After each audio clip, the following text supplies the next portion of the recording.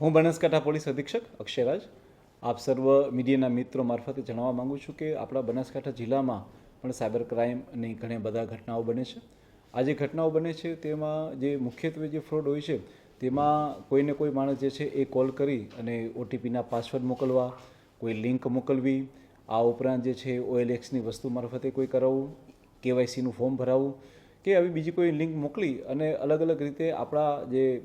માણસો હોય છે કે જે લોકો શિક્ષિત પણ હોય છે ને ઘણા કિસ્સામાં જે લોકો ઓછું ભણતા હોય છે તેમને બી ડરાવી ધમકાવી અને પોતે કોઈ અધિકારી છે તેઓ બી ખોટો રફ જમાવી અને આ હાલના સમયમાં AI ટેકનોલોજીનો યુઝ કરીને ઘણા બધા સાયબર ક્રાઇમના અપરાધો બનતા હોય છે. આ તમામ સાયબર ક્રાઇમના અપરાધો જે છે આપણી બનાસકાંઠા પોલીસે 1930 ઉપર એને નોંધી અને ત્યારબાદ આગળની કાર્યવાહી કરતી હોય છે. હું લોકોને જણાવવા માંગીશ કે તેઓ આ સાયબર ક્રાઇમના શિકારનો ભોગ ના બને. આપણા બનાસકાંઠા જિલ્લામાં અત્યાર સુધી પોલીસ દ્વારા આવા લોકોની રકમને રોકી